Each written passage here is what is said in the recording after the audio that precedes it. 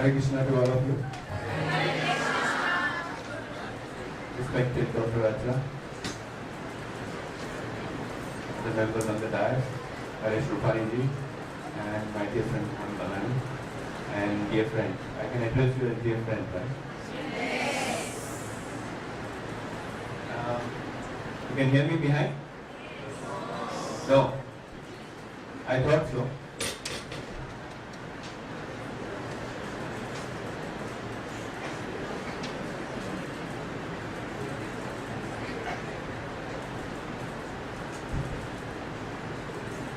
Very well. Is it better now? Yes. Alright. Let me start by chanting a few mantras. Om Asyan Timirandhasya Jnananjanashalakaya Chakshurungulitam Yena Tasmai Shri Guruve Namaha. Hey Krishna Karuna Sindhu Dinabandho Jagatpati Gopesha Gopika Kanta Shivadha Kanta Namostute Tapta Kanchana Gaurangi Radhe Vrindavaneshwari Vrashabhanu Sute Devi Pranamami Hari Hari Vancha Kalpatarubhyascha Kripa Sindhubhya Eva Cha Patitanam Pavanebhyo Vaishnavebhyo Namo Namah. Jai Shri Krishna Chaitanya Prabhu Nityananda Shri Advaita Gadadhara Shivasadiyo Bhaktivinoda. Hare Krishna Krishna Krishna Hare Hare Hare Rama Rama Rama Hare Hare. Thank you all.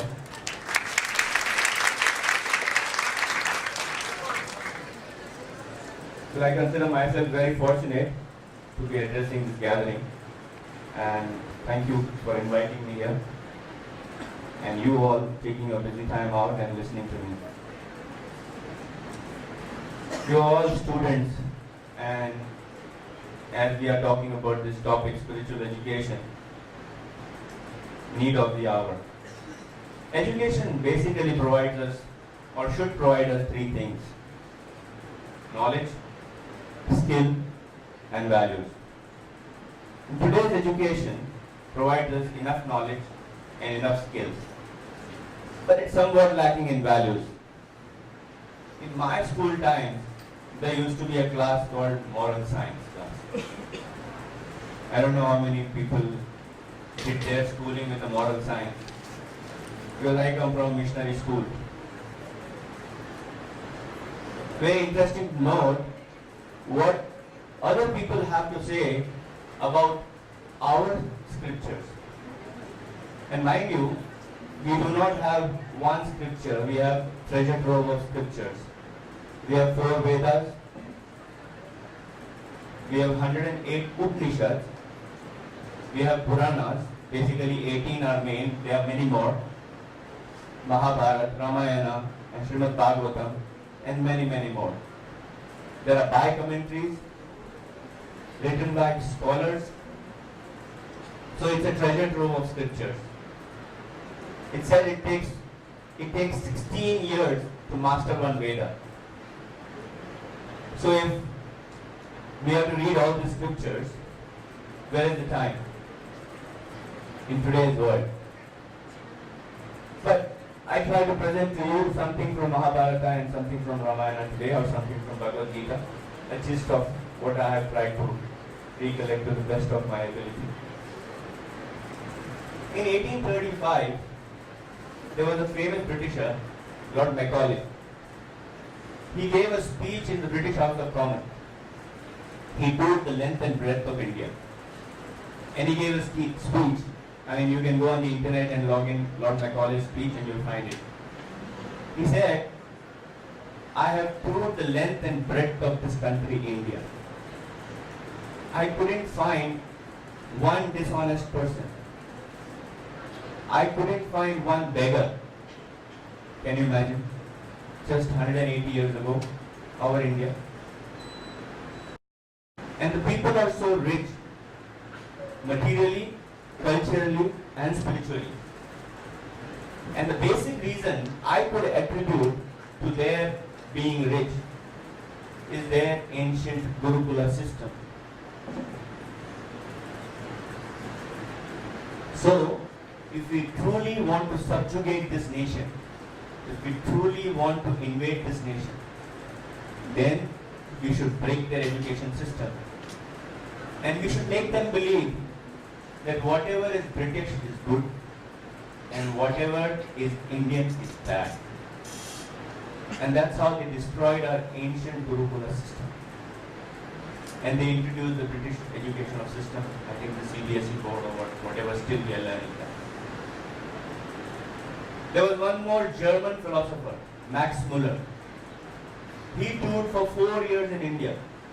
And he said, I couldn't find one dishonest person in India. He later on went on to stay in England, and he went on to teach in Oxford University. Mind you, Max Muller, if you go on internet, you will see how many granthas of Sanskrit he has translated. He has translated the Rig Veda. And there is a department in Oxford today which is called the Oxford Department of Hindu Studies. Don't we require an applause for that? If you want to do a course in Bhagavad Gita, a PhD in Bhagavad Gita or Bhagavatam, you can do in Oxford University. For you to be surprised. But that's true. Chhatrapati Shivaji Maharaj, I'm in Kalyan today, Ulhasnagar, and it's in Maharashtra. The airport we land is called Chhatrapati Shivaji International Airport. And Chhatrapati Shivaji Maharaj, mother, Jijabai, she taught him only from 2 books, Ramayana and Mahabharata. Whatever you want to learn, it's there in the scriptures. The theory of relativity. You know, the science of embryology was discovered only in 1951 when X-ray was discovered. But 5,000 years ago, Vyasadeva has written in Bhagavatam, the science of embryology. Here, Kapil Muni, mother, Diti is asking Kapil Muni, now I am feeling something in my stomach. I am not feeling good. And Kapil Muni goes on to describe, mother, you are 4 weeks pregnant. 6 weeks this will happen like this. 10 weeks it will happen like this. 12 weeks it will happen like this. The fetus will develop, the hand will develop, the head will shape form like this. He is describing until the 8th, all 36 weeks. There was no X-ray there.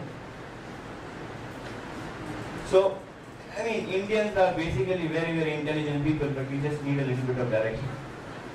I happened to hear this one famous joke. It was Isaac Newton and an Indian were traveling on a flight. And he was getting bored, Newton was getting bored, so he said, my dear, let's play some game. So the Indian said, yes sir, why not? So he said, we asked a question to each other, and I ask you a question, if you cannot answer, you pay me $10. But the Indian said, that's not fair, I mean, you are so intelligent. I am just a normal person, you are a, scientist, intelligent, philosopher. I mean, how can I compare you? So Isaac Newton said, fine, you pay me $10 if you cannot answer. If you ask me a question, I cannot answer, I'll pay $100. So the bet was done. So the Indian said, your turn first, sir. So Isaac Newton asked the question. He said, what is the distance between the earth to the moon? The Indian took out $10 from his pocket and he said, I don't know, sir. So Newton said, your turn. The Indian asked Isaac Newton, what is that animal which goes up the mountain on 3 legs and comes down on 4 legs? I mean, Newton was scratching his head. All his intelligence, he couldn't find the answer, he couldn't recollect the answer. He took out $100, threw it in his hand and he said, I don't know. And then this Indian coolly put $100 in the pocket and went to sleep. So Newton said, I want the answer. He said, no, you have to ask a question for that. That was my question. So The Indian said, go ahead and ask the question. So Newton said, yes, what is the animal which goes up the mountain on 3 legs and comes down on 4 legs? The Indian took out $10 and said, I don't know.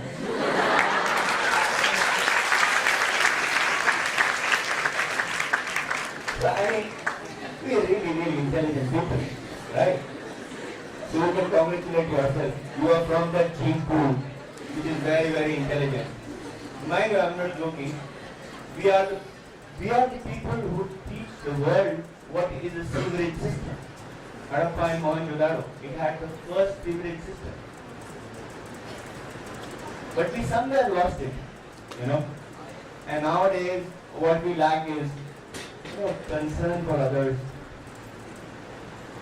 lack of hygiene.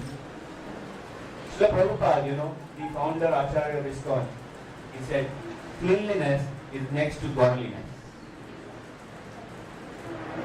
So, I mean, if we can inculcate these right values, I think we will go places. So, basically, we all do hard work. I mean, a long introduction was read for me, fine. I didn't want it that long. Anyways, I'll come to self-praise at the end. So we all do hard work for what today? To make money, basically. To succeed in life, right? We all want to be successful. And why you want to be successful? We want to be happy, right?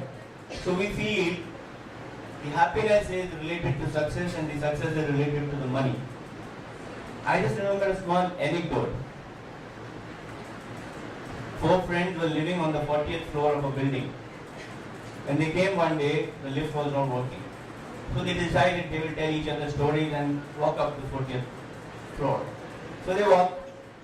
They reached the 40th floor, panting, tired, sweating, out of energy. And then the other friend said, oh my God, I forgot the key in the car.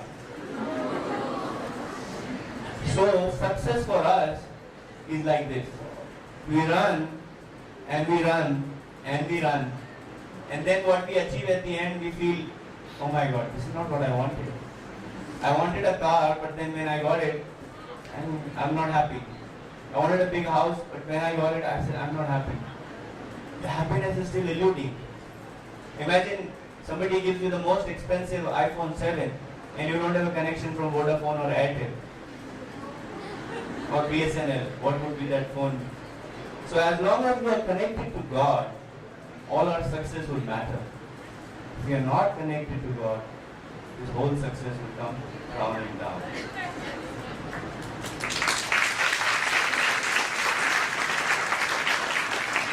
Dr. Achra said, life is a journey. We say it beautifully. Prabhupada also said, life is a journey between B to D, birth to death. But between this B to D is the C. And the C stands for choice. If you do make the right choice in life, the journey is going to be beautiful. If you make a wrong choice, the journey is going to be miserable. So how do we get the sagacity? Or how do we get the intelligence to make the right choice? This is the first value, right choice. I'll tell you a small story from Mahabharata. This is from the beginning of the war, Mahabharata. And the war has been declared. And now the Kauravas and the Pandavas,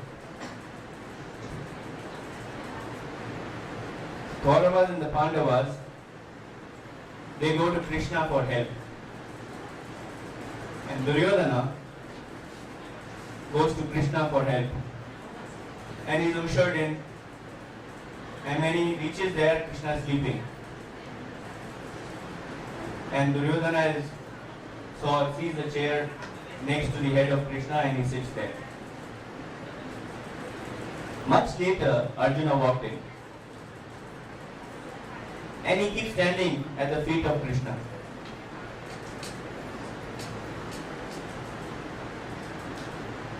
So as soon as, after some time, Krishna wakes up, and naturally when you wake up, you look at somebody who's standing at your feet. So Krishna sees to Arjuna and he says, "Oh Arjun, you are here. What brings you here?" And then Duryodhana says, before Arjun could reply, Duryodhana said, "I came first." Krishna said, "Fine, but I saw him first." By now Krishna could realize why they both have come here for.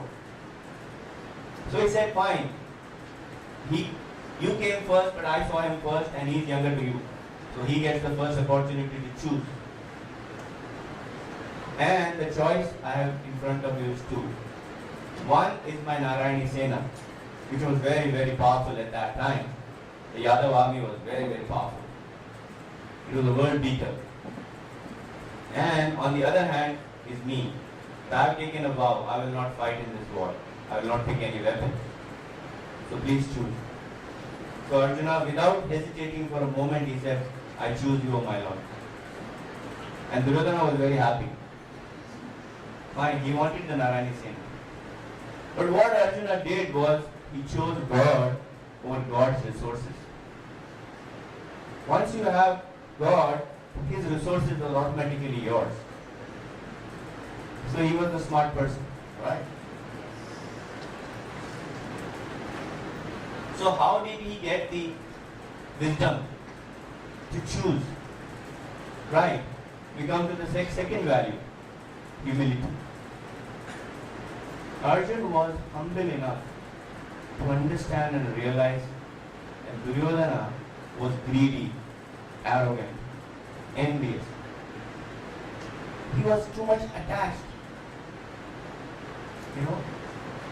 Because of his attachment, his attachment was the cause of his destruction. In Bhagavad Gita, Krishna says about attachment, "Dhyayate vishayan punsah sangasteshu upajayate sangat sanjayate kama kamat krodho vijayate krodhat bhavati sammoha sammohat prativikrama prativramshat buddhinasho buddhinashat pranasya." Krishna says that all the life, our attachment is towards the sense object. We want to enjoy. The desire is to enjoy. I can make more money so that I can enjoy more. This attachment towards enjoying the sense objects gradually turns into lust. When sometimes this lust is not fulfilled, it turns into anger. People become angry if their desire is not fulfilled. And if he is angry, he is bewildered. If he is bewildered, he loses his memory. If someone loses his memory, he loses his intelligence. If you lose your intelligence, that's the cause of destruction. Buddhinashat pranasya. So beautifully, Krishna explained what happens when we start with a desire, and if the desire is not under control, what happens with destruction. There's a strange thing. How the hunters catch monkeys. Anybody of you know? Anyone knows here? How do they catch monkeys? They have a small matka, they have a small pot, which has got a narrow bottom on top, narrow on top, and they put some nuts in it, peanuts, groundnuts, they put something in that. And in front of the monkey they keep it. And the monkey would come, he'll put his hand inside, the hand will go inside, he'll take the nuts and he'll try to take it out, but it will not come out. Why? Because he's holding on to the nuts. Then he'll say, "Oh, somebody has caught me, somebody has caught me." Nobody has caught him. The moment he lets go of the nut, he can take out his hand. But the attachment to the nuts is so strong that he will not leave it. And he keeps stuck there, and the hunter comes and catches him. Nobody catches him. And not even one monkey is caught like that. Hundreds and hundreds of monkeys are caught like this, and they don't learn. If we have the attachment to the wrong objects, so we go back, God over God's resources. And in this journey of life, sure we said it's a journey, right? What is this journey all about? So Einstein put it very beautifully. He said life is like a bicycle. You can't keep it stationary, you have to move on. And when you are moving, you are bound to come across some obstacles in life. Sure enough, we in our life come across some obstacles. some problems in life. So, how do we overcome these problems? If I could tell you a right way of overcoming each and every problem, wouldn't it solve all your problems, right? So there's a beautiful story of war in Mahabharata. One day in the war, Ashwatthama fired a weapon. It's called a Narayana very powerful weapon. And nobody could counter it. It was about to destroy all the Pandavas. And at the last minute, Krishna stood up on a chariot and he shouted, "Just throw all your weapons and lie down on the ground." And everybody did that. And the moment they all did that, this Narayana vanished. And they all asked Krishna, "What happened?" And Krishna explained that the only way you can counteract Narayana is by surrender. We all come across certain problems which we can solve, and certain problems we cannot solve. The problems we cannot solve, the best thing is surrender in front of the Lord. He will take the responsibility of solving the problem. He will give you the intelligence to solve the problem. But the key ingredient is surrender. We all keep saying surrender, so daya milegi, right? Daya is a very beautiful word in Hindi, right? So daya, right? Daya ko ulta kijiye. Yeah. So if you remember the Lord, He will do mercy. If you don't remember Him, how will He do mercy? Right? The mercy can only be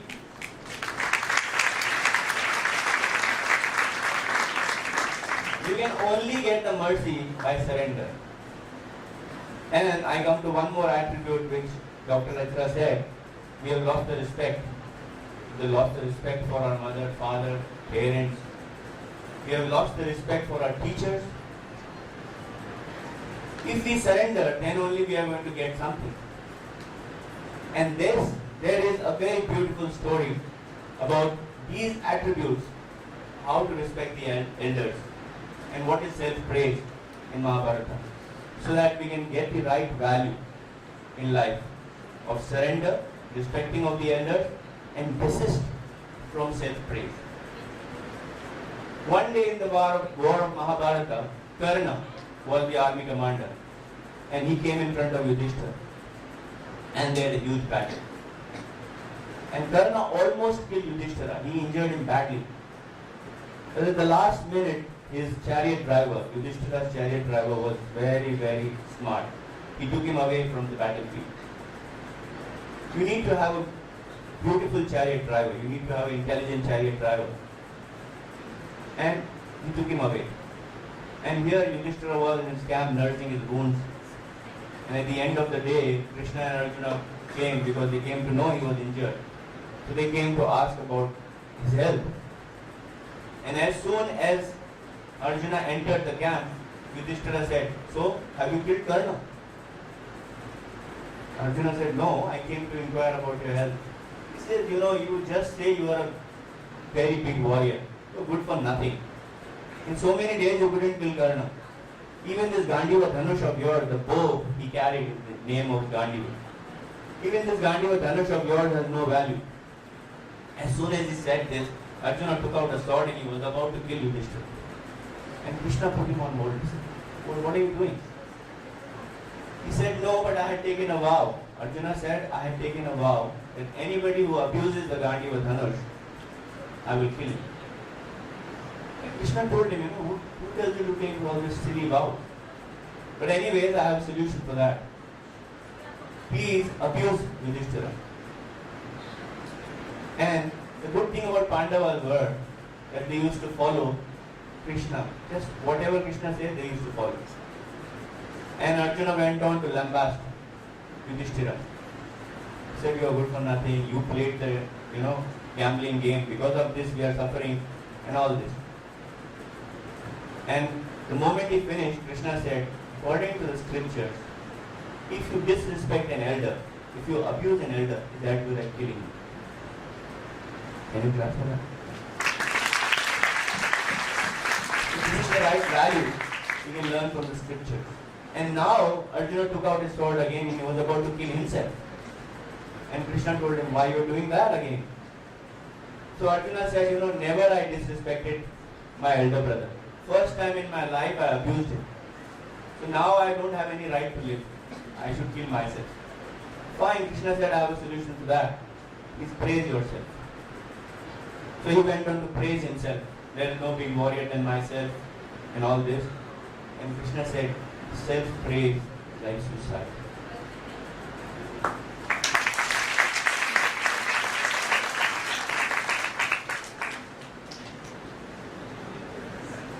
So we find out that we can have the right choice. We can make the right choice if we have the right values. And the right choice can be only made in the right frame of mind. If somebody is in a disturbed frame of mind, he cannot make a right choice. Mind is the key. Actually, Advani Prabhu was telling me that Sarvabhauma Prabhu is coming, right? He is a very big scholar, Sarvabhauma Prabhu. He is a famous known personality in ISKCON. He speaks beautifully on Bhagavad Gita and Bhagavatam. And unfortunately he couldn't come, I don't know what happened.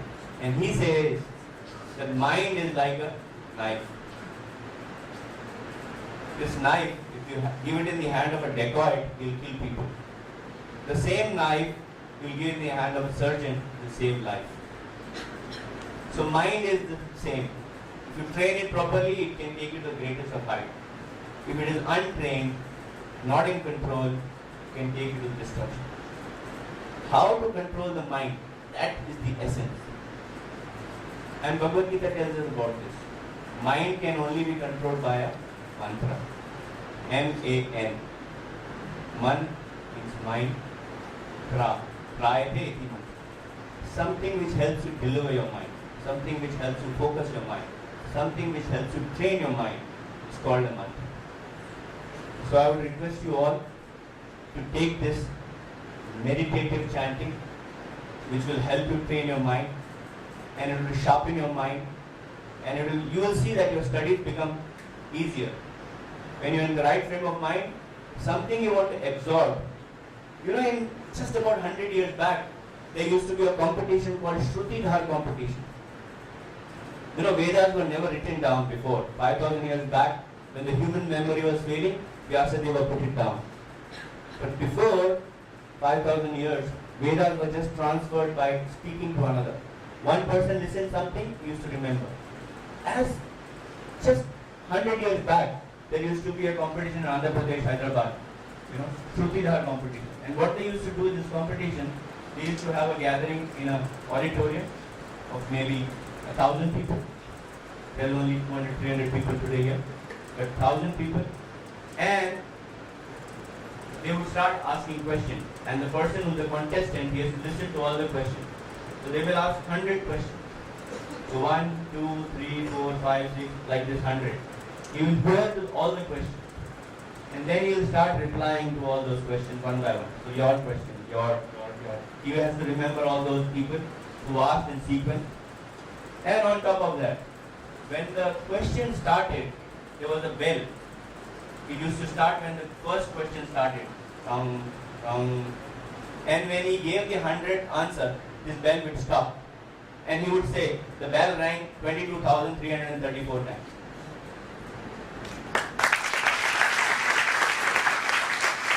This is what our mind is capable of. If we load it with more words, if we load it and we train it properly, you will see that all your subjects have become very easy learning for you.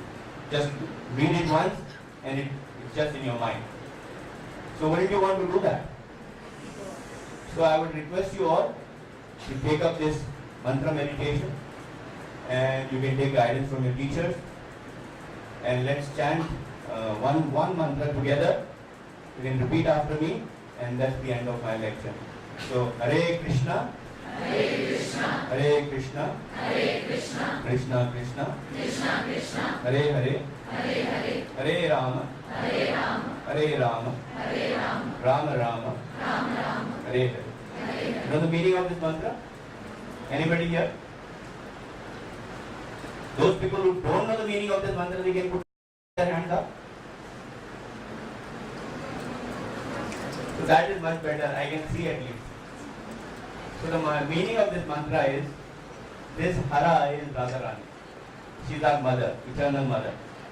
So we are praying to the mother to take us back to our father Krishna. Once we reach our father, if somebody is a very, very rich father's son, suppose there is a multi-millionaire from Bombay and his son came on a school visit in Ulhasnagar and he got an accident and he lost his memory. And now he doesn't know who he is.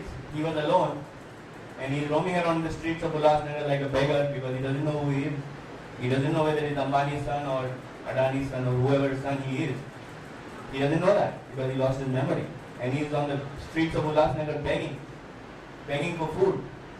And suddenly one day, Dr. Achra sees him.